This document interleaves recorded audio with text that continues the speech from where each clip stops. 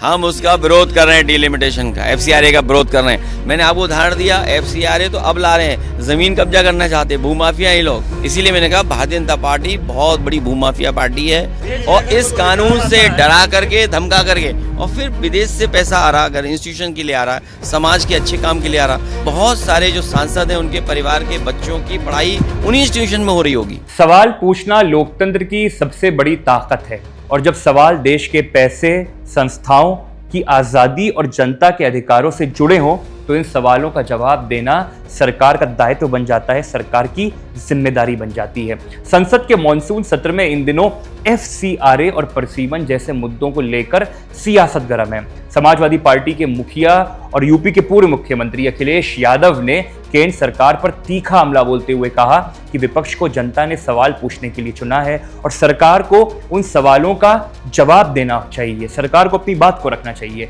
अखिलेश यादव ने एफसीआरए और परिसीमन से जुड़े प्रस्तावों का विरोध करते हुए सरकार से कई सवाल पूछे। उनका आरोप है कि सरकार विपक्ष के सवालों से बच रही है और संस्थाओं पर नियंत्रण बढ़ाने की भरसक कोशिश कर रही है। लेकिन आखिर एफसीआरए है क्या? मैं आपको फिर से, जो हमारे दर्शक हैं उनको आसान भाषा में समझाऊंगा, और ऐसा क्या बदलाव प्रस्तावित है जिसको लेकर विपक्ष हो, अखिलेश यादव हो, जो हर कोई इतना मुखर होता जा रहा है। तो आइए पहले एफसीआरए को और ज्यादा आसान भाषा में समझते हैं। एफसीआरए यानी फॉरेन कंट्रीब्यूशन रेगुलेशन एक्ट, यानी एक ऐसा कानून जो भारत में विदेश से आने वाले चंदे या विदेशी योगदान को नियंत्रित करता है, कंट्रोल करता है। इसका उद्देश्य ये तय करना है कि विदेशी सोर्सेस से आने वाला पैसा कौन ले सकता है, उसका इस्तेमाल कैसे होगा और उसकी जानकारी सरकार को कैसे दी जाएगी। यानी अगर कोई एनजीओ, संस्था या संगठन विदेश से फंड प्राप्त करता है तो उसके लिए एफसीआरए के नियम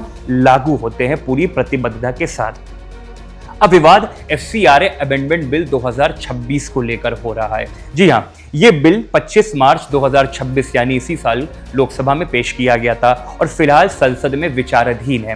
प्रस्तावित बदलावों में सबसे अहम मुद्दा विदेशी फंड से बने पैसे और संपत्तियों के प्रबंधन से जुड़ा हुआ है, उसके मैनेजमेंट से जुड़ा हुआ है। मसलन अगर किसी संस्था का एफसीआरए रजिस्ट्रेशन रद्द हो जाता है तो संस्था खुद अपना रजिस्ट्रेशन सरेंडर करा देती है या उसका रिन्यूअल नहीं होता। तो ऐसी स्थिति में, ऐसी सिचुएशन में विदेशी योगदान और उससे जुड़ी संपत्तियों के मैनेजमेंट के लिए डेजिग्नेटेड अथॉरिटी का प्रावधान किया जा रहा है। सरकार का तर्क साफ है कि इससे एक पुराने कानून के जो गैप है उसको दूर किया जाएगा, क्योंकि सरकार के मुताबिक 2010 से जो कानून विदेशी योगदान से जुड़ी बात करता है वो कहीं ना कहीं इसमें बदलाव करने का काम करेगा। लेकिन ऐसी संपत्तियों की कस्टडी, मैनेजमेंट और डिस्पोजल की विस्तृत प्रक्रिया स्पष्ट नहीं थी।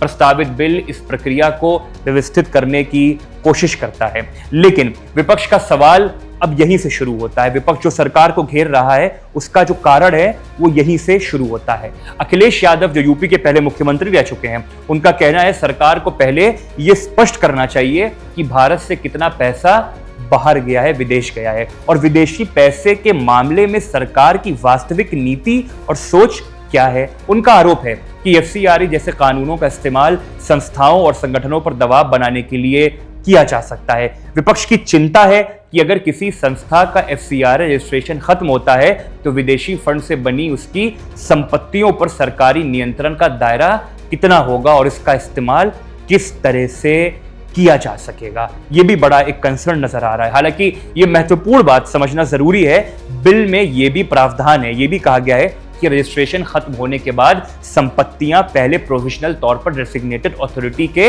अधीन जाएंगी, उनके अंडर जाएगी। अगर संस्था निर्धारित अवधि में, जो एक डेजिग्नेटेड टाइम है, उसमें अपना रजिस्ट्रेशन बहाल करा लेती हैं तो संपत्तियों को और बचा हुआ विदेशी फंड वापस किया जा सकता है। यानी परमानेंट वेस्टिंग की कुछ स्थिति निर्धारित करने की बात चल रही है। यानी मामला सिर्फ विदेशी फंडिंग पर रोक लगाने का नहीं, बल्कि असली बहस यह है कि सरकार को विदेशी फंड से बनी संपत्तियों पर कितना अधिकार मिलना चाहिए और इस अधिकार के इस्तेमाल पर कितने सेफगार्ड्स होने चाहिए। यह सबसे बड़ी बात निकल कर आ रही है। और इसी के साथ अखिलेश यादव ने परिसीमन और महिला सुरक्षा से जुड़े मुद्दे पर भी सरकार को घेरा और सारे मुद्दों पर घेरकर यही कहा कि सरकार कहीं ना कहीं अपनी बात को रख नहीं पा रही है और वो इस पे क्लैरिटी नहीं दे रही है। उनका कहना है जनता ने अपने प्रतिनिधियों को इसलिए चुना ताकि वो संसद में जनता की आवाज उठाएं और सरकार से सवाल पूछें। उन्होंने अयोध्या का जिक्र भी किया और ये कहा कि सरकार अपने पुराने जो उनके नारे थे, वादे थे, उनको याद करे और प्रयागराज में छात्रों के खिलाफ दर्ज मुकदमों को